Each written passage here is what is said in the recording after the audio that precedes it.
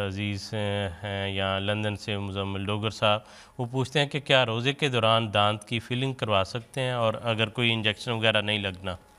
जी, अगर जैसा कि मोहतरम ख़ान साहब ने अभी तफसील से बताया कि जिस्म के अंदर कोई चीज़ ना जाए और दवाई के तौर पर इंजेक्शन ना लगे, तो हज़रत साहब के हवाले से भी तफसील से बताया।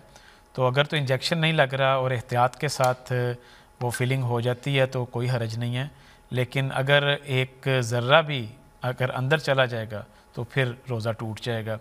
बेशक एहतियात की हो, लेकिन अगर कोई पानी अंदर चला जाता है या कोई दवाई चली जाती है तो उस सूरत में फिर रोज़ा खोलना पड़ेगा। लेकिन उसके अलावा अगर एहतियात के साथ हो सकती है तो उसमें कोई हरज नहीं है। ठीक है जी।